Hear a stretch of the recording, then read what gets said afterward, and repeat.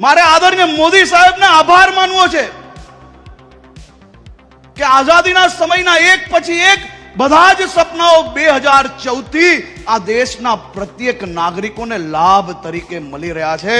આ કાચા મકાનોમાંથી પાકા મકાનના સપના સાકાર કરનાર બીજું કોઈ નહીં, આપના પોતાના નેતા મોદી સાહેબ છે. આજે અહીંયાથી 39,000 થી વધારે પ્રધાનમંત્રી ગ્રામીણ આવાસ આપના હજારો પરિવારોને મળવા જઈ રહ્યા છે. વર્ષો સુધી ખેડૂતોના નામે રાજનીતિ થઈ, પરંતુ મોદી સાહેબ જ્યાર તક આવ્યા ત્યાર સુધી કોઈ ખેડૂત અહીંયા એવું છે કે જેના ખાતામાં 6,000 રૂપિયા દર વર્ષે સીધા બેંકના એકાઉન્ટમાં આવે? સાહેબ, મારી ઉંમરના અને મારી પછી જન્મેલા લોકોને કદાચ આ બધા જ વિકાસના કામો સામાન્ય લાગતા હશે, પરંતુ વડીલોને જઈને પૂછજો, ગામમાં એક રોડ બી નતો મળતો.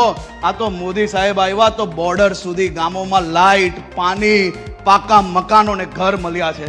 આજે મારા ઉત્તર ગુજરાત અને ગુજરાતના સૌ નાગરિકો વતી આદરણીય પ્રધાનમંત્રી શ્રી આપનો ખૂબ ખૂબ આભાર માનું છે.